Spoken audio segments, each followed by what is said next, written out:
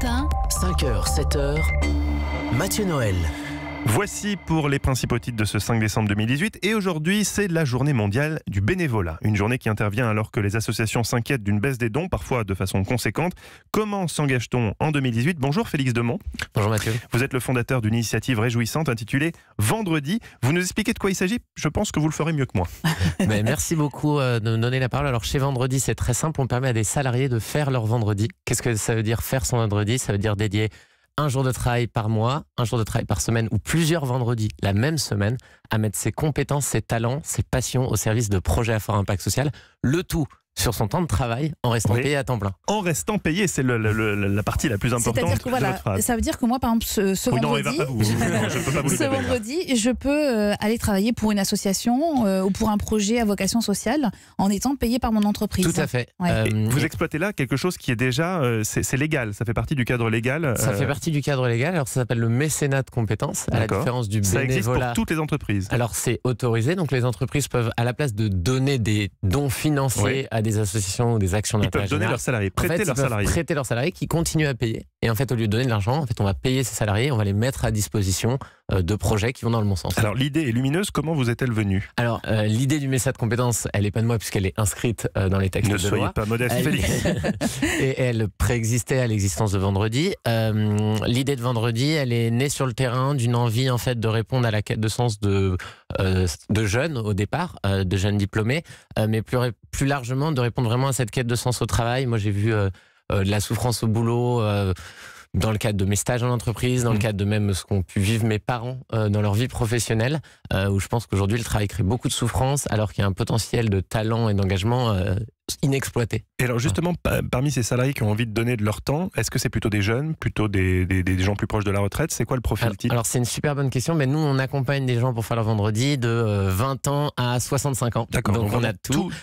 Et pourquoi ? En fait parce qu'en proposant des vendredis, les entreprises vont répondre à des enjeux RH qu'elles peuvent rencontrer, comment on attire les talents de demain, comment on répond à des cas de mobilité, comment on propose des dispositifs d'engagement sociétal à toute son entreprise, ou comment on accompagne la transition de fin de carrière. Et donc on a différents types de vendredis, c'est pour ça qu'on a parfois des modèles un jour par mois, comme des gens qui vont faire une année, leur dernière année de carrière en association. Pour bien comprendre, est-ce que vous pouvez nous donner un exemple de salarié qui décide de faire son vendredi et que vous mettez en relation avec une association par exemple ? Je peux vous donner l'exemple de Johanna, donc elle travaille chez Carrefour, et dans le cadre d'un programme de formation interne, elle a dédié 2 mois de son temps de travail à l'association Emmaüs Défi. Emmaüs Défi, il travaille sur les fondamentaux d'Emmaüs, récupération d'objets, collecte, tri, revente, mais il réinsère des SDF, qui sont les gens les plus éloignés de l'emploi, en se disant le pari pour accompagner ces gens dans la société, c'est de leur trouver un travail.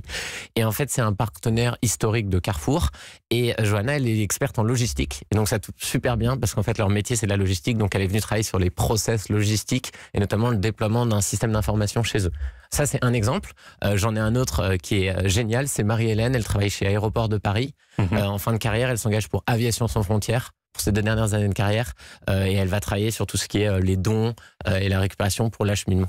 Alors voilà. une question plus d'actualité, alors que le pouvoir d'achat est au cœur des préoccupations et que les gilets jaunes exigent des augmentations de salaire, est-ce que le don du temps vous paraît être une priorité en ce moment pour les entreprises ou pour les salariés ? On a l'impression qu'on pourrait imaginer que ça cogne un peu, comme on dit. En fait, je pense qu'une des manifestations que révèlent les gilets jaunes, c'est le contrat social aujourd'hui. Comment on redistribue, comment on crée un sentiment d'égalité. Et le dispositif de vendredi vise à dire tout le monde peut faire bouger les lignes à son échelle. Les entreprises s'engagent en permettant aux individus de faire la différence. Et aujourd'hui, je pense que les gens, ils ont besoin de concret, de sentir qu'ils s'investissent, qu'ils font bouger les lignes. Et je pense qu'on a une réponse concrète et pragmatique à ce sujet-là. Après, on n'est pas une réponse fondamentale au chômage ou à ces questions transverses.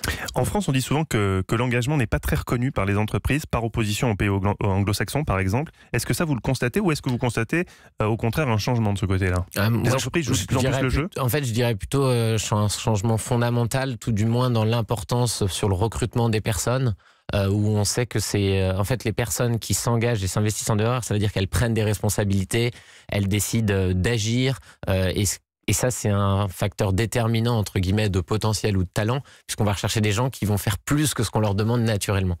Donc je pense que dans le recrutement aujourd'hui, c'est bien conscientisé. Ça dépend de la culture des entreprises. La question après fondamentale par rapport au modèle anglo-saxon, c'est que je pense que d'une part, dans la culture française, il y a une dimension du rôle de l'État qui est plus forte dans ses actions sociétales. Et il y a une deuxième dimension qui est peut-être due plus à la culture catholique, de garder ça pour soi. Et ça, je pense que les choses sont en train de changer, même via LinkedIn, des choses comme ça où les gens partagent, expriment leur engagement, ce qui n'existait pas trop avant. Merci beaucoup Félix Demond d'avoir été avec nous ce matin au micro d'Europe 1. On rappelle le nom de votre start-up, Vendredi, chaque jour compte. Tous les renseignements sont à retrouver sur votre site internet. Vendredi. Merci beaucoup. Et moi, ce que je souhaite juste dire à tous les auditeurs, c'est que vous pouvez faire les différences à votre échelle en parlant autour de vous. Bonne journée, c'est bientôt vendredi et votre mardi peut être un vendredi. Voilà.